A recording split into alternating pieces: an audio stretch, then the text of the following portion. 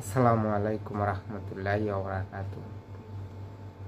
বাংলাদেশের জনগণের বেশি প্রত্যাশা নাই সরকারের কাছে, সামান্য কিছু প্রত্যাশা আছে। যদি সরকার এই বাংলাদেশের জনগণের প্রত্যাশা আকাঙ্ক্ষা যদি বাস্তবায়ন করে, সরকার দীর্ঘমেয়াদী ক্ষমতা থাকতে পারবে, জনগণ সমর্থন দিবে। বাংলাদেশে যে বর্তমানে ভয়ঙ্কর রূপ ধারণ করতে আছে, রাফিতে ডাকাতি ছিনতাইয়ের মধ্যে, তো এই সরকার যদি শক্ত হাতে যারা এই কর্মকাণ্ডগুলো করতে আছে তাদেরকে যদি দমন না করতে পারে, সরকার যদি ব্যর্থ হয়ে যায়,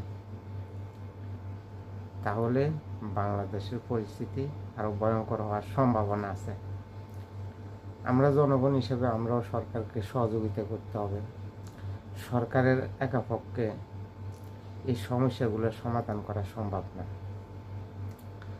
যেমন আমার সামনে একজন ব্যক্তিকে সন্ত্রাসীরা মারধর করতে আছে, আমি তাকিয়ে আছি বা আমি ফাঁস কাটিয়ে চলে যাইতে আছি, কারণ সন্ত্রাসীর কাজ করতে আছে। আমি ওইদিকে যাওয়ার কোনো দরকার নেই, আমি বিপদের সম্মুখীন হয়ে যাব। এই ধরনের মানসিকতার থেকে আমাদেরকে বাইরে আসতে হবে। যদি সন্ত্রাসীরা কাউকে আক্রমণ করে থাকে, আমরা যদি প্রতিরোধ গড়ে তুলি, তো এই সন্ত্রাসীরা কোনোভাবে এ ধরনের কর্মকাণ্ড করতে পারবে না। আজকে আমি যদি ফাঁস কাটিয়ে চলে যাই, আরেকদিন যদি আমার উপরে এরকম বিপদ আসে, সন্ত্রাসীরা আমার উপর হামলা করে, তাহলে আমার মতো এরকম অন্যরাও ফাঁস কাটিয়ে যাওয়ার চেষ্টা করবে। তো এই সমস্যা থেকে আমাদেরকে বেরিয়ে আসতে হলে আমাদের সকলকে সচেতন হতে হবে, একজন আরেকজনের বিপদে এগিয়ে যেতে হবে। যেহেতু সন্ত্রাসীদেরকে আমরা মোকাবেলা করতে পারি, সন্ত্রাসীদের ভয়ে যদি আমরা চলে যাই, তো সন্ত্রাসীরা তাদের যে কার্যক্রম, তাদের যে ভয়াবহতা, তারা আরও বেশি করার চেষ্টা করবে। তারা তাদের আধিপত্য দেখানোর আরও বেশি চেষ্টা করবে। তো আমরা প্রতিরোধ গড়ে তুলতে হবে, আর আমরা সচেতন হতে হবে, আর সরকারকে সহযোগিতা করতে হবে।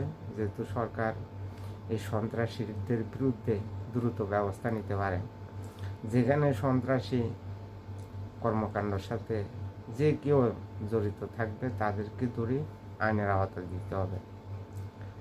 আর সরকার জনগণের নিরাপত্তা নিশ্চিত করতে হবে, কারণ বাংলাদেশের জনগণ এই সরকারকে ম্যান্ডেট দিয়েছে।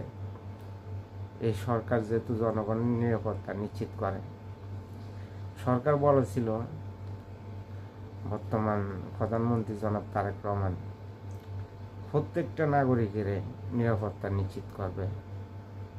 তো বাংলাদেশের জনগণও চায় বর্তমান প্রধানমন্ত্রী জনাব তারেক রহমান যে প্রতিশ্রুতি দিয়েছে বাংলাদেশের জনগণকে, এই প্রতিশ্রুতিগুলা অবশ্যই বাস্তবায়ন করবে।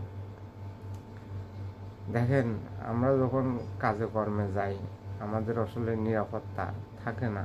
বাংলাদেশের কথা বলতে আছে, কারণ মানুষের সাথে মানুষের বিভিন্নভাবে জায়জামিলা থাকে, সমস্যা থাকে। ওই সমস্যার বিষয়গুলো নিয়েও আপনার উপরে আপনার প্রতিপক্ষ আক্রমণ করতে পারে।